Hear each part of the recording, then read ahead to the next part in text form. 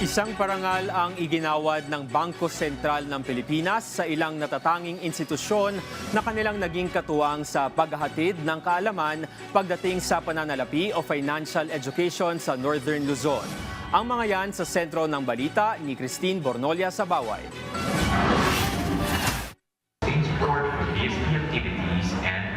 Kinilala ang 15 institusyon mula sa pribado at pampublikong tanggapan sa ginanap na 2026 Outstanding BSP Stakeholders Appreciation Ceremony North Luzon ng Bangko Sentral ng Pilipinas.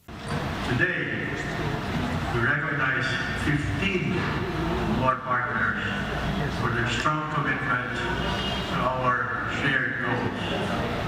To your vigilance, your insights, and your partnership, you've helped strengthen public trust in our financial system. Layunin ng aktibidad na pahalagahan ang mga nagawa ng mga institutional partners dahil sa kanilang mahalagang ambag sa pagpapalaganap ng kaalaman tungkol sa financial education at sa patuloy nilang pagsuporta sa mandato ng Bangko Sentral ng Pilipinas. Ayon sa BSP, masusing sinuri at pinili ang mga stakeholders na pinarangalan upang matiyak na karapat-dapat silang tumanggap ng pagkilala. This awarding ceremony is talagang to thank our partners. Kasi yung pagpapasalamat na tumutulong sila sa amin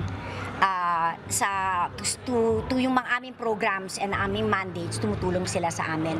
Umaasa ang Bangko Sentral ng Pilipinas na sa pamamagitan ng aktibidad na ito ay mahihikayat din ang iba pang mga organisasyon at institusyon na makiisa at makipagtulungan sa BSP upang matagumpay na maisakatuparan ang mga mandato ng nasabing institusyon. Well, ang gusto natin is ang mandate nga ng BSP, hindi namin magagampanan kung hindi natin katulong ang ating mga stakeholders. So after this, we're hoping na other stakeholders will also help the BSP. Kasi like yung sinasabi mong financial education, masispread mo lang yan if more and more people help us spread the word.